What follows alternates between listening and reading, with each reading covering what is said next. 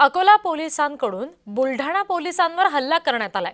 Tamgaon police ठाण्यातील 2 police याच्यात जखमी झाले। संतोष आखरे आणि प्रमोद मुळे असं हल्ल्यात जखमी झालेल्यांचं नाव आहे। बुलढाण्यातल्या कवठळ गावामध्ये गुप्तधन तपासादरम्यानची ही घटना आहे। राजेश गव्हाळे आणि मनोज गव्हाळे यांच्यावर गुन्हा दाखल झालाय। बुलढाणा जिल्ह्यातील तामगाव पोलीस ठाण्याअंतर्गत कवठळ या गावामध्ये गुप्तधन काढण्यात येत असल्याची गोपनीय माहिती तामगाव पोलिसांना मिळाली होती। त्यानुसार तामगाव पोलीस ठाण्यातील पोलीस संतोष आखरे आणि प्रमोद मुळे हे चौकशी करण्यासाठी कवठळ गावी जात होते, तेव्हा त्यांना राजेश गव्हाळे आणि मनोज गव्हाळे हे संशयास्पदरित्या फिरताना दिसले। या दोघांकडे बुलढाणा पोलिसांनी विचारणा केली आणि राजेश आणि मनोज गव्हाळे यांनी तामगाव पोलीस संतोष आखरे आणि प्रमोद मुळे यांच्यावर हल्ला केला।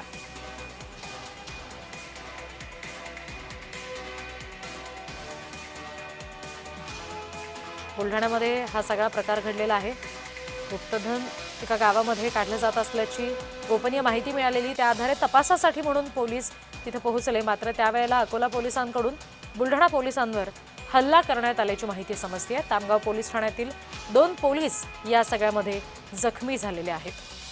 प्रतिनिधी प्रफुल्ल खंडारे आपल्याशी जोडले गेले, ते या संदर्भात आपल्याला आणखी तपशील देतील। प्रफुल्ल,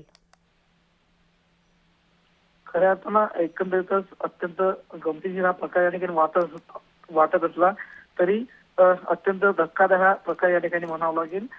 अकोला आणि बुलढाणा पोलिसांमध्ये हे आमना सामना जो आहे तो झालेला या ठिकाणी।